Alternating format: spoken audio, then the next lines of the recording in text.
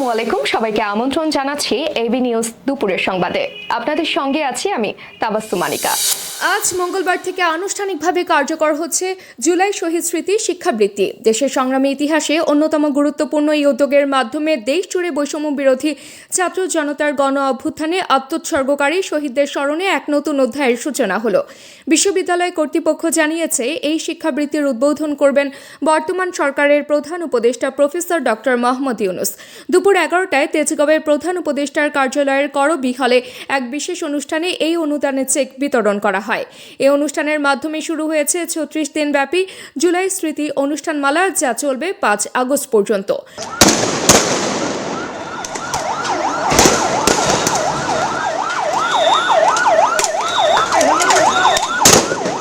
সরকারের সিদ্ধান্ত অনুযায়ী 2024 সালের জুলাই আগস্ট মাসে দেশের বিভিন্ন কলেজে বৈষম্য বিরোধী আন্দোলনে অংশ নেওয়া ও শহীদ হওয়া শিক্ষার্থীদের স্মরণে প্রতি বছর এই সময়টি জাতীয়ভাবে স্মরণ করা হবে।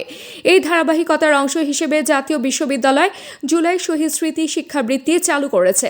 শহীদদের জীবন আদর্শ দেশের কলেজ পর্যায়ের শিক্ষার্থীদের মধ্যে ছড়িয়ে দেওয়া এবং তাদের অবদানকে স্মরণীয় করে রাখতে এই উদ্যোগ নেওয়া হয়েছে। মূল লক্ষ্য হল ছাত্রছাত্রীদের মধ্যে দেশপ্রেম, সামাজিক ন্যায়বোধ ও গণতান্ত্রিক চেতনা জাগ্রত করা।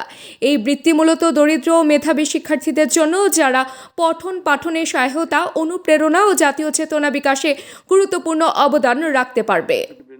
আসসালামু আলাইকুম। জুলাই গণ অভ্যুত্থান পুনরুত্থান কর্মসূচির উদ্বোধন ঘোষণা করছি।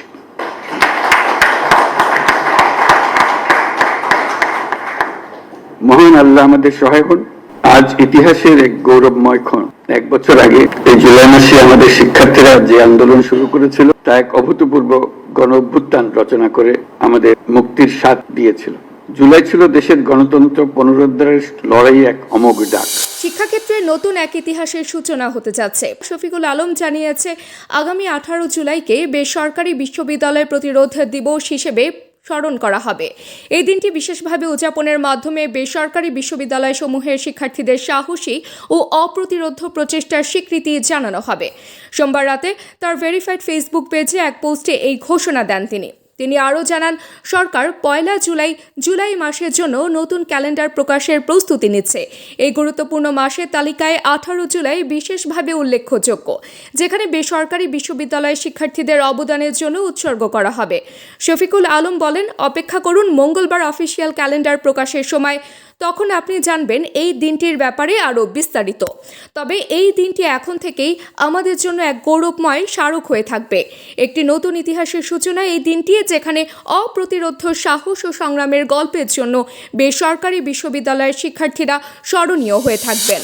বিশ্বজুড়ে মানবিক সহায়তার ইতিহাসে এক কালো অধ্যায়ের সূচনা হতে পারে সোশ্যাল ও অর্থনৈতিক সংকটের কারণে। যুক্তরাষ্ট্রের আন্তর্জাতিক উন্নয়ন সংস্থা USAID-এর ব্যাপক বাজেট কাটা এবং সংস্থাটিকে বিলুপ্ত করার পরিকল্পনা বাস্তবায়িত হলে 2030 সালের মধ্যে অপ্রয়োজনীয় মৃত্যুর সংখ্যা এক অসাধারণ দৃষ্টান্তে পৌঁছাতে পারে, এমনই আশঙ্কা প্রকাশ করেছে আন্তর্জাতিক চিকিৎসা গবেষণা সাময়িকী দ্য ল্যান্সেটের এক গবেষণা প্রতিবেদনে। জানানো হয়, ডোনাল্ড ট্রাম্পের প্রশাসনের শুরুর দিকে থেকেই USAID-এর বাজেট হ্রাসের ধারা অব্যাহত রয়েছে। যুক্তি হিসেবে বলা হচ্ছে, অপ্রয়োজনীয় খরচ কমানোর প্রয়াস। গত 2 দশকে এই সংস্থার সহায়তায় বিশ্বজুড়ে প্রায় 9 কোটি 10 লাখ প্রাণ বেঁচেছে, যার মধ্যে ছিল প্রায় 30 মিলিয়ন শিশু। কিন্তু যদি এই বাজেট কমানো অব্যাহত থাকে এবং সংস্থাটির কার্যক্রম বন্ধের পথে হাঁটে, তবে 2025 থেকে 2030 সালের মধ্যে নতুন করে প্রায় 1 কোটি 40 লাখের বেশি মৃত্যু হতে পারে। এর মধ্যে 45 লাখেরও বেশি হবে শিশুরা, যারা 5 বছরের নিচে। বিশ্বের সবচেয়ে বড় মানবিক সহায়তা দানকারী হিসেবে যুক্তরাষ্ট্রের ভূমিকা অপরিসীম। জাতিসংঘের হিসেব অনুযায়ী বিশ্বের মানবিক তহবিলের 38% আসে যুক্তরাষ্ট্র থেকে। গত বছরই তারা $61 বিলিয়ন বিদেশি সাহায্য প্রদান করে, যার অর্ধেকের বেশি যায় USAID-এর মাধ্যমে। উত্তর আমেরিকার এই দেশটির সিনালোয়া প্রদেশে একটি সুপ্রসিদ্ধ ভয়াবহ দৃশ্যের সাক্ষী থাকল। গত রাতে অন্ধকার মহাসড়কের পাশে পাওয়া গেল 20টি মরদেহ, যার অধিকাংশের শরীরে গুলির দাগ। এই ভয়াবহ ঘটনা যেন আবারও প্রকাশ করে দেয় মেক্সিকোর অন্ধকার জগতের ভয়ঙ্কর দিক। প্রতিবেদনে জানা গেছে, সোমবার এই মরদেহগুলো উদ্ধার করে কর্তৃপক্ষ। এর মধ্যে 4টি রাস্তার ধারে পড়েছিল, বাকিগুলোর মধ্যে ছিল একটি পরিত্যক্ত গাড়ির ভেতরে। নিহত প্রত্যেকের শরীরে গুলির চিহ্ন চিহ্ন স্পষ্ট। এই অঞ্চলে সহিংসতা দিন দিন বেড়েই চলেছে। সরকারি হিসাব বলছে গত এক বছরে এই সংঘর্ষে অন্তত 1200 মানুষ প্রাণ হারিয়েছে। এই সংঘর্ষের মূল কারণ হিসেবে ধরা হচ্ছে সিনালোয়া কার্টেলের সহ প্রতিষ্ঠাতা ইসমাইল এল মায়ো জামবাদার সম্ভাব্য গ্রেফতার বা অপহরণ। জামবাদা দাবি করেছেন তাকে জেলবন্দি করে রাখা হয়েছিল এবং জোরপূর্বক যুক্তরাষ্ট্রে নিয়ে যাওয়া হয়। এই ঘটনার পর শুরু হয় কার্টেলের মধ্যে অভ্যন্তরীণ লড়াই। 2006 সাল থেকে এখন পর্যন্ত মাদক সংক্রান্ত সহিংসতায় এখন পর্যন্ত প্রায় 4,80,000 মানুষ প্রাণ হারিয়েছেন এবং 1,20,000-এর বেশি মানুষ নিখোঁজ রয়েছেন। তাদের ভাগ্য এখনো অজানা। বিরতির পর বল দখলে এগিয়ে থাকলে সেই শ্বাসে ছিল ব্রাজিলের ফ্লুমিনসের। প্রতিপক্ষের আক্রমণে ছিল অগ্নি সদৃশ্য প্রতিরোধ, তবে এর মাঝে দুটি গোলে জয় অর্জন করে তারা শেষ আটে পৌঁছে গেল।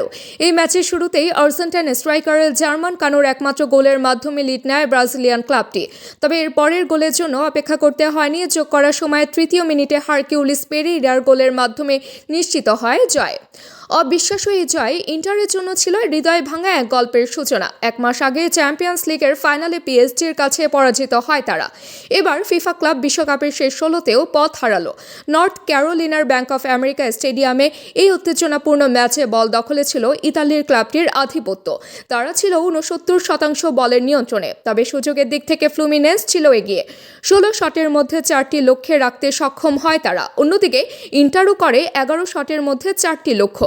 মূল ম্যাচে কোচ রেনাতো গাউচো 3 ডিফেন্ডার দিয়ে লাইন আপ সাজিয়েছিলেন। এই জয় ব্রাজিলের জন্য ছিল গর্বের এক মুহূর্ত। দর্শক, এতক্ষণ আমাদের সঙ্গে থাকার জন্য ধন্যবাদ।